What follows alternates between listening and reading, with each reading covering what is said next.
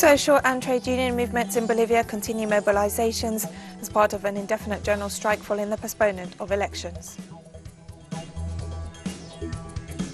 US presidential hopeful Joe Biden on Tuesday named Kamala Harris, a black senator from California, as his running mate for vice president. Nigerian authorities have extended a state of emergency to 2 additional prefectures following an attack on a group of French aid workers on Sunday. From the headquarters of Telesur English in Havana, Cuba, this is From the South, I'm Katrina Goss. We begin in Bolivia, where social and trade union movements continue mobilizations as part of a general strike following the postponement of general elections. The protests, including marches, rallies and roadblocks, have been ongoing for 9 days. Protesters are calling for the resignation of the de facto government of Denis Nunez while rejecting the threats issued by the authorities to clear them from the streets. The movement is calling for the elections to be held as previously agreed on September 6th after the Electoral Tribunal postponed the vote to October 16th. The move was seen as yet another attempt by the de facto regime to cling on to power. We are coming to block roads. They don't give us anything here. This de facto government repressed us last night. It has launched tear gas, together with the motorcycle gangs. What does this woman want? We have already told her, the entire Bolivian people, to leave, to step down. She doesn't resign, but has bought tear gas, but nothing to economize Bolivia. She just wants to steal our lithium. There is no longer any gas. What will become of us? If she had even a little shame, she would step down. She makes Bolivia look bad. We don't want her. We want to denounce from El Alto to the whole world that they are starving us to death, that the government minister threatened us with enough bullets for 6 months. He said that he has purchased tear gas, pellets, military weapons in order to repress the Bolivian people for 6 months. There are no medical supplies, no biosecurity materials, no ventilators. They are stealing the money for the ventilators. We are blocking roads because we want free education for our children. We want health services for our family. We want stability. We want work in our country. The former director of Mexico's state-owned oil company, Emilio Lozoya, testified that former Mexican President Enrique Peña Nieto and his former finance secretary accepted bribes of at least $4 million from Brazilian construction giant Odebrecht to finance the 2012 presidential campaign. Mexican Attorney General Alejandro Gertz Manero noted that the former Pemex director had presented 4 witnesses to support his allegations against Peña Nieto and Luis Vidigaray, as well as documents and a video which will be included in the case file. According to Lozoya, the former president not only employed foreign political advisors for his presidential campaign, but also used over $5 million of the federal government budget to buy off 5 Mexican senators and a lawmaker who were asked to support the energy reform plan in Congress, as well as the privatization of the industry.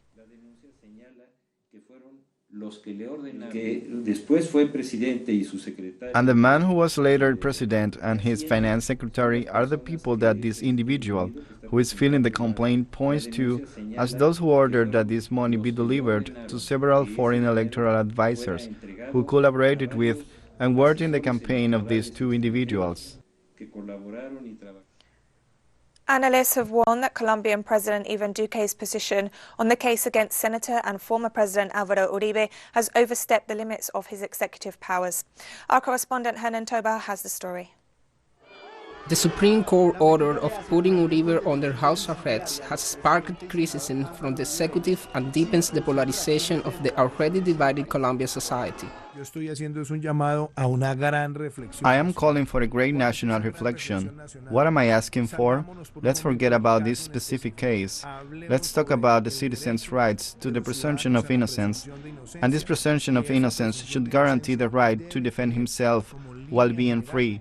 I have always believed this. Political activists consider Duque's position is not part of his role. They believe that it becomes a pressure on the judges of the Supreme Court of Justice, and they will take legal actions ahead of any potential bias on this case. President Duque has been making statements that limit the judiciary independence. He instructs the court on how it should act, what should be the purpose of its actions. and that interference, because it is indeed an interference, of the independence of the powers of the judiciary violates the balance among the public powers. We believe this should have an international scope, so that the world knows that a violation of a fundamental principle of the rule of law is happening in Colombia. That is why we are considering what will be the international organization that we will involve in this matter in the following days.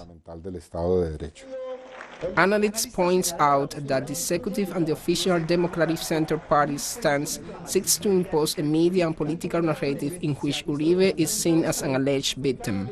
Convertir la decisión de la Corte en un linchamiento mediático. Turning the court's decision into a media campaign about the scope of its decisions may take into account a comprehensive research process, and in which there is no evidence of any lack of impartiality, constitutes an inadmissible aggression to the rule of law. Inadmisible en un Estado de Derecho. What they are trying to do is to impose an agenda in which Uribe is a victim of political persecution. They want to question the judiciary branch, the standing of the court, because they know, they are aware of the fact that they will accomplish nothing if they do follow the rule of law, and that is why they are betting all to the political side of this case. In this context, the defense of Senator Uribe has requested to know more of the case file, although analysts claim that this is not possible because what they want is to contaminate the action of the judges with undue pressures or with undue procedures outside the Constitution. They strongly believe that this constitutes a mechanism to attack the authority of the Supreme Court of Justice.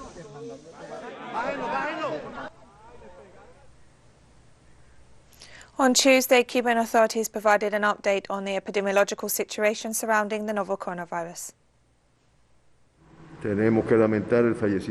As a result of the analysis of these 4,054 samples, 47 people tested positive for COVID-19 in our country yesterday.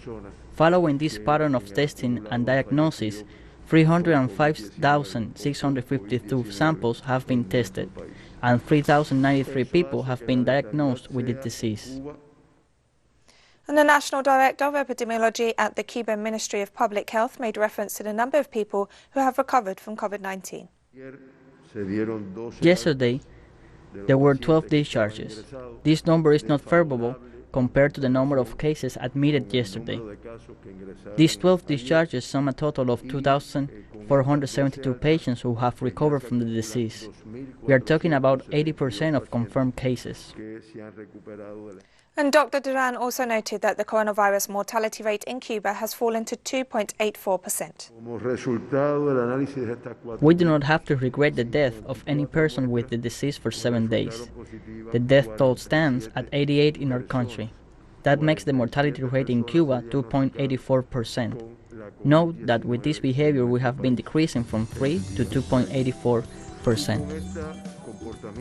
And we'll be right back after this short break, so don't go away.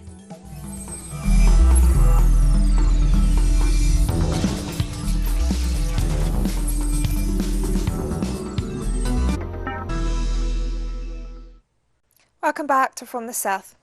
US presidential hopeful Joe Biden on Tuesday named Kamala Harris, a black senator from California, as his running mate for vice president.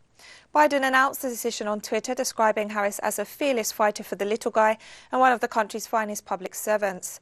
The move capped a months-long search for a Democratic partner to challenge President Donald Trump in November. Biden's team reported that the two Democrats will deliver remarks on Wednesday in Wilmington, Delaware, as they kick off their election campaign. Harris is the first African-American and South Asian American woman to be chosen as the running mate of a major US party's presidential candidate. And following the announcement of her selection, Senator Kamala Harris tweeted that she was honored to join Biden as the Democratic Party's nominee for vice president, adding she would do what it takes to secure a victory. Harris, aged 55, was elected to the Senate in 2016 after serving as California's Attorney General. She had hoped to stand against Biden for the Democratic presidential nomination, but withdrew from the race before voting began as she struggled to raise the money for her campaign.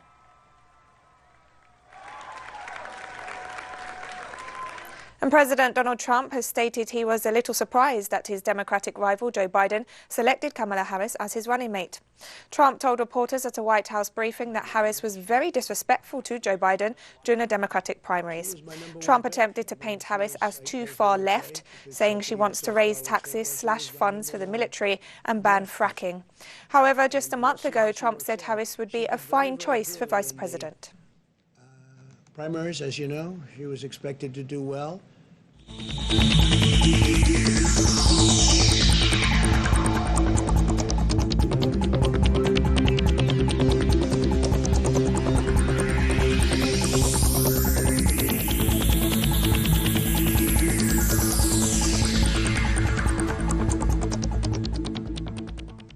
Mexico's Foreign Secretary stated on Tuesday that the government has agreements with 3 companies to carry out advanced clinical trials for potential COVID-19 vaccines in Mexico this fall. Regarding the vaccine for COVID-19, I can inform you of good news today.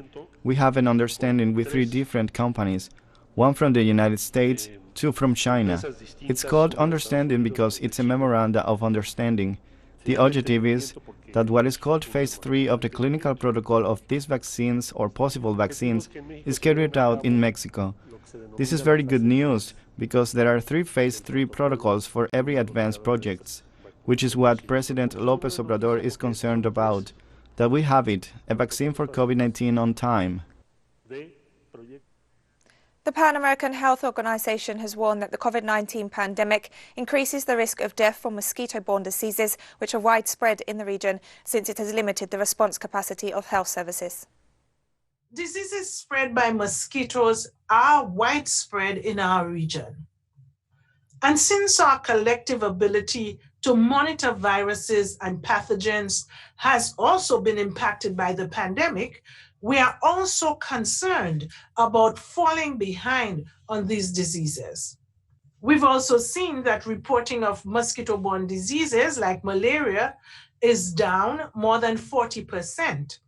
And there has been also an observed reduction in the number of people getting tested. So we know that this data really do not tell the full story. According to the Ministry of Trade and Industry, Singapore's GDP fell by a record 13.2% year-on-year in the second quarter of 2020.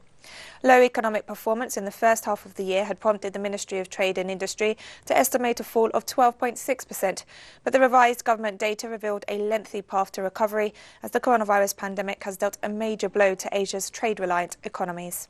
Singapore has been hit hard by the virus, remaining under lockdown for most of the second quarter to curb its spread. The government said it now expects GDP to contract by between 5 and 7% over the whole of 2020 versus its previous forecast for a 4 to 7% decline. The transport and tourism hub is facing the biggest downturn in its history.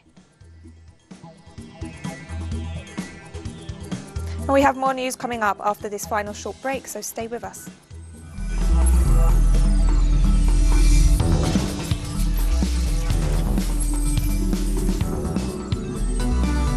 Nigerian authorities extended a state of emergency in the Tillaberi region to 2 additional prefectures following an attack on a group of French aid workers on Sunday. The decision was adopted by the National Security Council, which previously declared a state of emergency in western and northern parts of the region. Emergency measures will now apply to the prefectures of Kolo, where the attack occurred, and Baliyara, where security forces are authorized to conduct additional anti-terrorism operations. Terrorist groups such as Nusrat al-Islam, the Islamic State in the Greater Sahara, and Ansar-ul-Islam have increased their operations in Niger's Tillaberi region while expanding across the borders with Mali and Burkina Faso.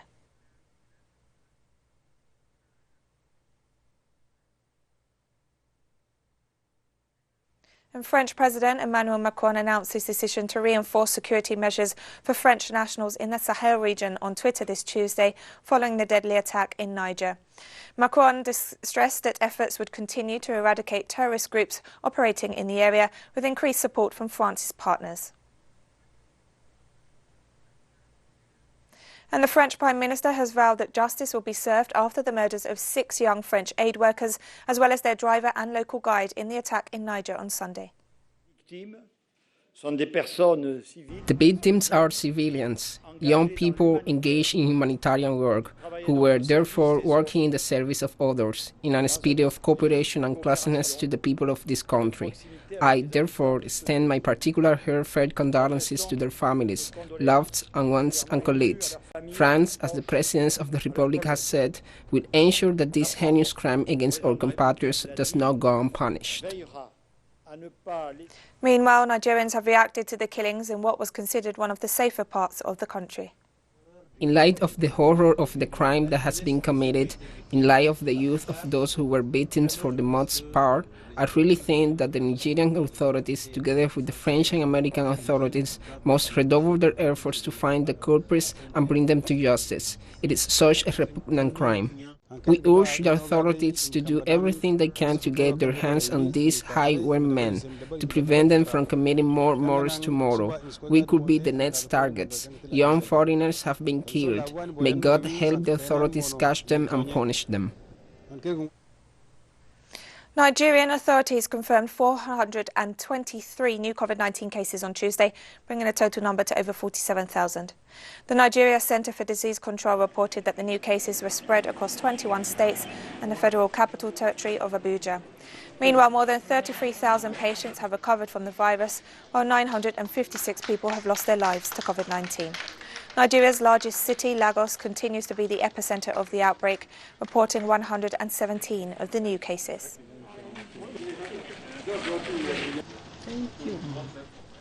Congolese authorities have announced the reopening of air borders starting August 24th as the country seeks to recover from the economic impact of the coronavirus pandemic. The announcement was made by the National Coordination Board on COVID-19 pandemic response. Meanwhile, Congolese authorities have gradually lifted restrictions, including the reopening of shops, banks, restaurants, bars, schools and universities. Health authorities have reported over 3,700 COVID-19 cases and a death toll of 60.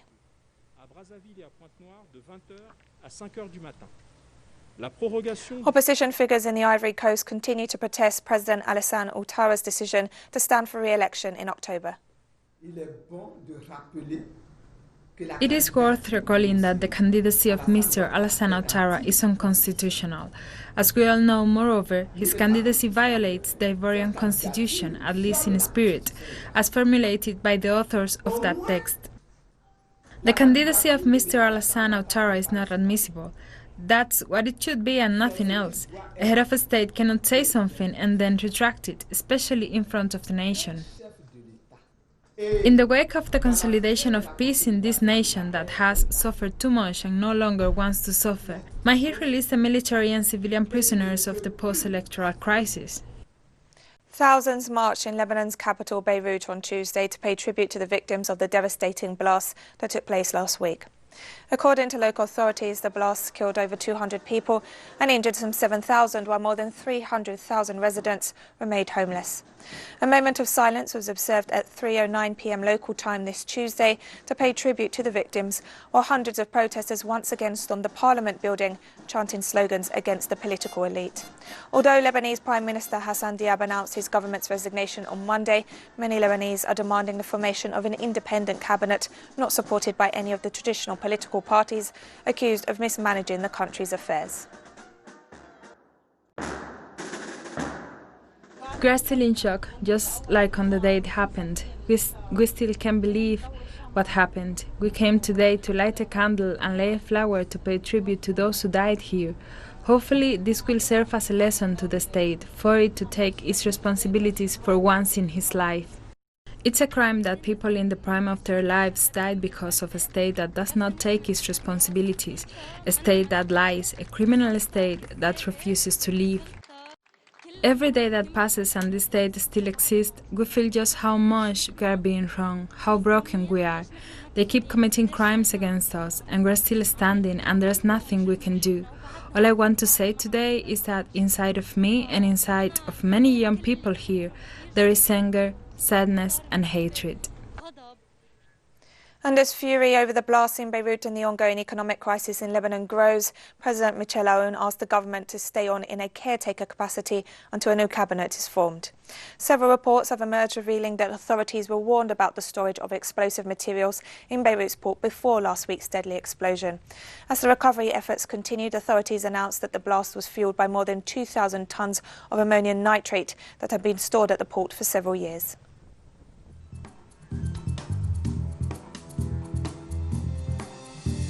Now we've come to the end of this news brief, but you can find these and many other stories on our website at telesoenglish.net, and you can also join us on social media, Facebook, Twitter and Instagram. For Teleso English, I'm Katrina Goss. Thank you for watching.